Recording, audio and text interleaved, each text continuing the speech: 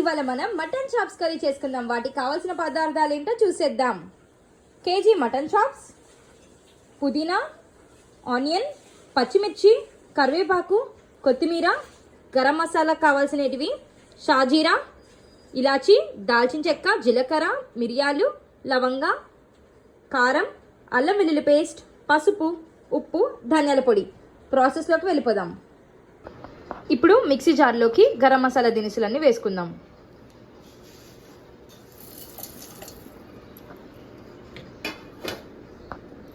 అలానే ఆనియన్స్, పచ్చిమిర్చి, కరివేపాకు, కొత్తిమీర, పుదీనా కూడా వేసుకొని కొద్దిగా ఉప్పు వేసుకొని కొంచెం వాటర్ పోసుకొని మెత్తగా మిక్సీ చేసుకుందాం.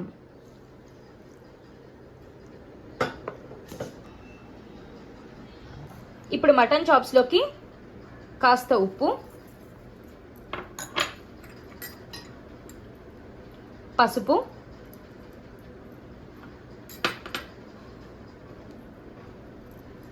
నిమ్మరసం కూడా పిండుకుందాం దీంట్లోకి.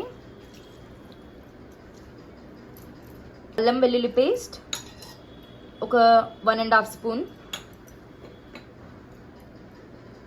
కారం తగినంత. మీరు స్పైసీ తినాలనుకుంటే కొద్దిగా కారం ఎక్కువ వేసుకోవచ్చు. మనం ముందే మిక్సీలో ఆల్రెడీ పచ్చిమిర్చి వేసాం కాబట్టి మేము కొద్దిగానే కారం వేస్తున్నాం. ఇప్పుడు ధనియాల పొడి కూడా వేసేసుకుందాం.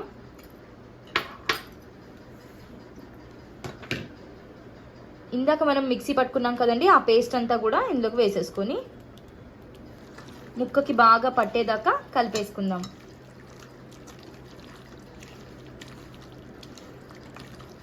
హాఫ్ అన్ అవర్ ఇప్పుడు దీన్ని మనం మ్యారినేట్ చేసుకుందాం.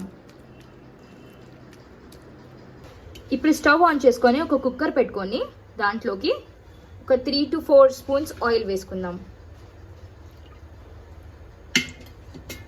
మటన్ చాప్స్కి ఆయిల్ అయితే చాలానే పడుతుందండి.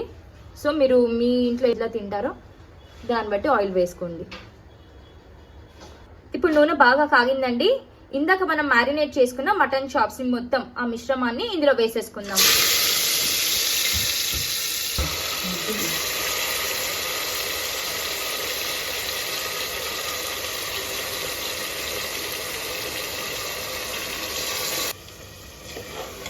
బాగా కలిపేసుకొని కొద్దిసేపు ఫ్రై చేసుకుందాం.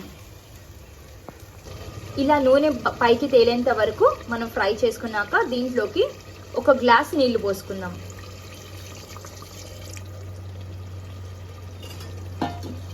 దీన్ని ఒకసారి కలిపేసుకుని ఒక 8 విజిల్స్ వచ్చేంత వరకు ఉడికించుకుందాం. ఇప్పుడు మటన్ ఉడికిందో లేదో ఒకసారి చూసుకుందామండి.